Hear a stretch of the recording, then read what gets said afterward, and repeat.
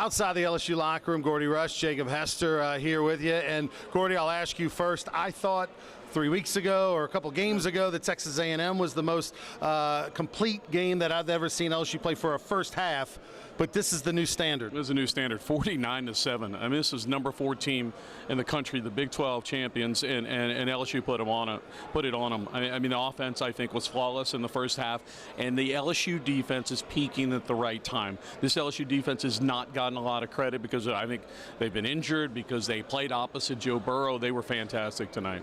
Jacob, you know, Joe Burrow's had the chicken circuit. You know, he had all the awards. There's been all the distractions, the requests for autographs. It really took its toll tonight. Yeah, it had a big effect on Joe Burrow and his performance. Everybody said, look, a Heisman Trophy quarterback in the playoff has not done well. They haven't won the big games. He put all that to bed. He is bad game proof right now. What he's able to do, it looks easy. It looks like he can do whatever he wants, whenever he wants to do it. You can pressure him, doesn't matter. You can drop back and drop 7 into coverage, 8, doesn't matter. He continues to show why he might be the single season best quarterback we've ever seen in college football. Offensively, besides Joe Burrow, is the Justin Jefferson show. You know, yeah. Chase takes home the Biletnikoff Award. So people are talking about Chase. Don't sleep on number 2, who had an unbelievable game, 4 touchdowns in the first half. You know, I just interviewed Mickey Joseph for the LSU Sports Radio Network, and he said that they thought that they'd get the safety help on Chase and that they would leave Jefferson alone, man-to-man coverage. My gosh, made him pay. 4 touchdowns tonight. That's the thing. There's so many weapons. You know, Moss scored on a touchdown. They decided to just chuck him with a linebacker. There's so many options on this offense. You take away one, it's going to open up somebody else. Offensively, I like a lot of people, I was surprised to see Clyde Edwards-Helaire start the game, and he ended up having a couple of decent runs, but for the most part, it was the Chris Curry show, and he was outstanding. And that was a little bit of a surprise, right, that he was the choice instead of Emory or someone else. Well, all the other names were the freshmen, you know, the 5-star true freshman. Of course, Chris is a redshirt freshman. Clyde was dressed, and he was ready to go if they needed him. But Chris Curry allowed this LSU offense to rest Clyde Edwards-Helaire, and he got the carries in the 4-minute offense in the SEC championship game. He had the best couple of weeks leading up to this game, and he knows the offense a little bit better, right? He's been here a couple years. He's a more veteran player. And look, he hits the hole with his hair on fire. I mean, that's his strength. It's north and south. It's going downhill. And he's going to get you 4 yards if 4 yards is there. And that's what this offense needed. They didn't need him to be great. They needed him to keep the offense on schedule. We give Jack Marucci and that training staff a lot of credit that they even just got Clyde Edwards-Helaire, someone on the field, and was able to do what he was able to do.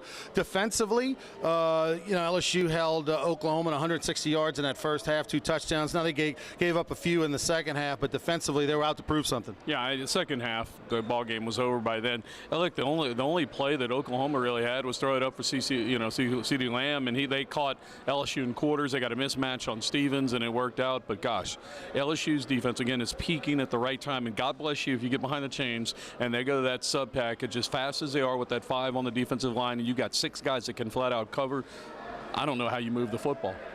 Finally, Jacob, you played in a national championship in New Orleans. They're going to get a chance to do that again this year. It's amazing how it's worked out that LSU's always in New Orleans for their national championship game, but what is that experience like? Oh, it's a home game. It's Tiger Stadium a little bit farther south. It's incredible, not only during the game, but leading up to the game. I mean, you are home.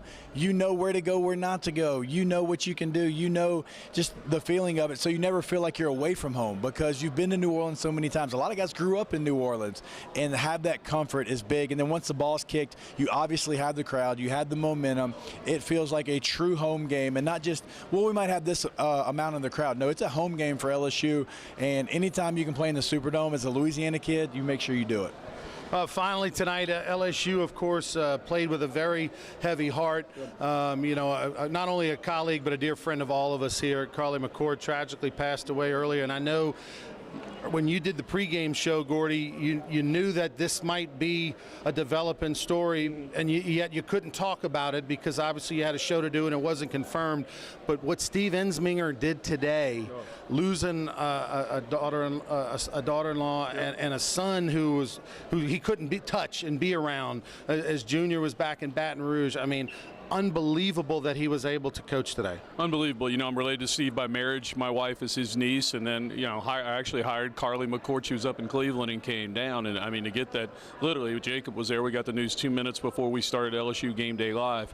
I don't think it's sunk in, and I think the best thing that could have happened to what I'm doing is media, small compared to what Steve did, was that there was a football game, because you're going to go out and coach, and you really don't have time to think about it. So I'm sure the next is going to be a long period of grieving, but yeah, for Steve to get up in the booth, and he's able to put things in compartments and do what he does well. He called a heck of a game all under the circumstances, no doubt. Well, I know there's a lot more we'll say about the matter in the future, and this is a tough night for everybody in the CST family. I saw the Ensmingers outside the locker room, and I couldn't even speak to them. It was such a tragedy. I can't even, also condolences to everyone that was in the horrible plane crash in Lafayette earlier today.